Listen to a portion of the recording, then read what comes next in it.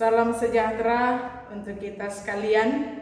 Selamat berjumpa dalam Renungan Super edisi Juli 1 bersamaan dengan ulang tahun Gereja Kibait yang ke-84 pada tanggal 4 Juli 2020. Firman Tuhan yang akan kita renungkan pada saat ini saya ambil dari Filipi pasal 4 ayat 1 sampai dengan ayatnya yang keempat. Filipi pasal 4 ayat 1 sampai dengan ayatnya yang keempat, demikian firman Tuhan. Karena itu, saudara-saudara yang kukasihi dan yang kurindukan, sukacitaku dan mahkotaku, berdirilah juga dengan teguh dalam Tuhan, hai saudara-saudaraku yang kekasih. Euodia ku nasihati dan Sintike ku nasihati, supaya sehati sepikir dalam Tuhan. Bahkan ku minta kepadamu juga, Sunsugos temanku yang setia, tolonglah mereka, karena mereka telah berjuang dengan aku dalam pekabaran Injil, bersama-sama dengan Clemens dan kawan-kawanku sekerja yang lain, yang nama-namanya tercantum dalam kitab kehidupan. Tema kita ialah maju dalam pelayanan. Maju berarti bahwa ada peningkatan. Maju berarti tidak stagnan atau berjalan di tempat. Maju berarti ada terobosan baru yang lahir. Nah, kemajuan dalam seluruh segi kehidupan kita adalah sesuatu yang diharapkan. Namun kemajuan ini tidaklah sesuatu yang gampang untuk dicapai. Membutuhkan kerja keras, membutuhkan usaha dari setiap kita. Tuhan menginginkan bahwa kita dalam perjalanan kehidupan kerohanian kita, dalam pelayanan kita, Tuhan menginginkan supaya dari hari ke hari kita terus maju dalam pelayanan. Nah, beberapa cara yang harus kita lakukan agar kita dapat terus maju dalam pelayanan. Yang pertama ialah berdiri teguh dalam Tuhan. Berdiri teguh dalam Tuhan berbicara soal bagaimana relasi kita dengan situasi yang ada di sekitar kita. Atau bagaimana sikap kita terhadap situasi, keadaan yang ada di sekeliling kita. Saudara yang terkasih di dalam Tuhan, dalam Filipi pasal 3 ayatnya yang ke-20, di situ dituliskan bahwa kewargaan kita ialah di dalam sorga. Bagian lain firman Tuhan mengatakan bahwa kita ini tidak lahir dari dunia, tetapi kita ini lahir dari Allah, yang menjelaskan bahwa saya dan Bapak Ibu orang-orang percaya itu adalah orang yang berbeda dari dunia, sehingga pola hidup yang kita jalani tidak sama dengan pola hidup yang dunia lakoni. Dan inilah yang kadang membawa orang percaya untuk menghadapi berbagai kendala, menghadapi berbagai persoalan, menghadapi berbagai tantangan dalam hidup. Karena kita menjalani hidup yang berbeda dengan yang dijalani oleh dunia.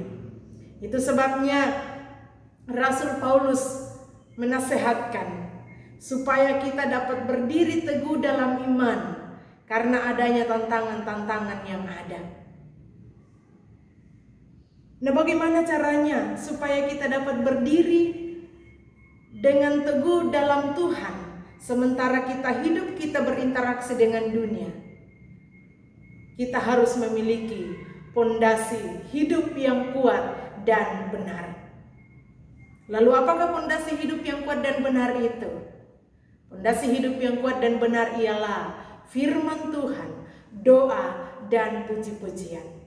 Karena itu, saudara yang terkasih di dalam Tuhan, bawa hidupmu selalu untuk diisi oleh kebenaran firman Tuhan. Setiap saat isi hidupmu dengan firman Tuhan. Jalani hidupmu dalam doa, dalam pujian kepada Tuhan. Karena itu adalah pondasi hidup yang kuat.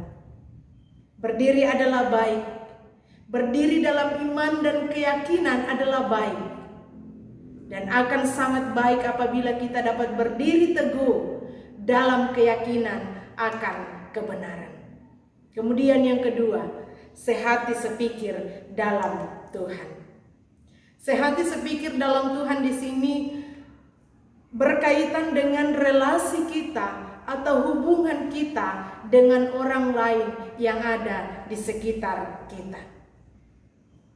Nah, dalam persekutuan, dalam komunitas yang ada tentunya bahwa masing-masing kita punya pola pikir yang berbeda.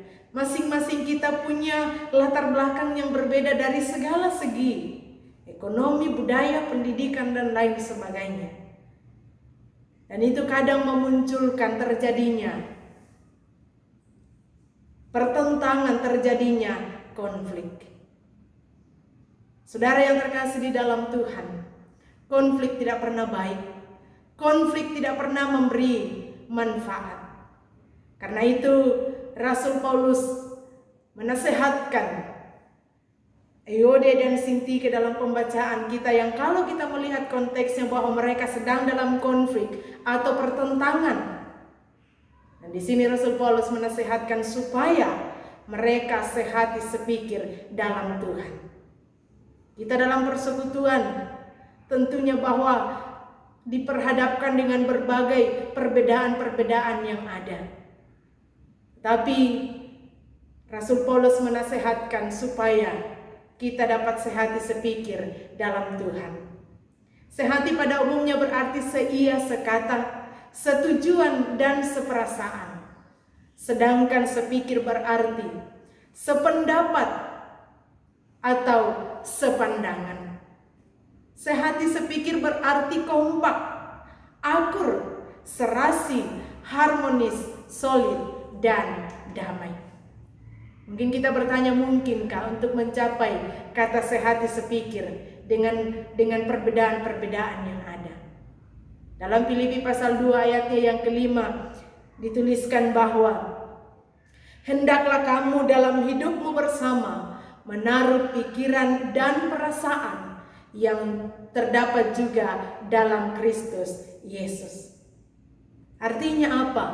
Bahwa kita harus memiliki pikiran yang sama dengan pikiran Kristus. Kita harus memiliki perasaan hati sama seperti perasaan Kristus. Dalam artian bahwa apapun perbedaan yang ada, dalam cara, dalam berpikir, kita bisa sehati sepikir karena kita punya satu tujuan yang sama. Perbedaan bukan alat untuk perpecahan. Kuncinya ialah hidup sepikiran, hidup seperasaan sama dengan Kristus. Kemudian yang ketiga, bersukacita dalam Tuhan. Bersukacita di sini berkaitan dengan diri sendiri. Dan bersukacita adalah hal yang dibutuhkan dalam kita untuk bisa dapat terus maju dalam pelayanan. Dan ketika kita tidak memiliki sukacita dalam hidup ini, maka akan mempengaruhi kualitas pelayanan yang kita lakukan. Rasul Paulus hadir menasehatkan jemaat Filipi dalam kondisi di mana mereka sedang terancam oleh aniaya. Dan Rasul Paulus hadir menasehatkan, bersukacitalah di dalam Tuhan. Artinya apa? Bahwa bukan situasi yang membuat kita menentukan kita bersukacita atau tidak, tetapi yang membuat kita bersukacita ialah di dalam Tuhan. Artinya bahwa apapun keadaan yang ada di sekeliling kita, apapun situasi yang ada di sekeliling kita, di dalam Tuhan kita mau tetap bersukacita karena kita punya pengharapan, kita punya Allah yang luar biasa akan menolong kita, akan memberkati kita. Karena itu kata firman Tuhan, bersukacitalah senantiasa di dalam Tuhan. Sekali lagi kukatakan, bersukacitalah. Saudara yang terkasih di dalam Tuhan, dalam momen perayaan hari ulang tahun Gereja Kibait yang ke-84 tahun ini, menjadi perenungan kita sebagai warga Gereja Kibait.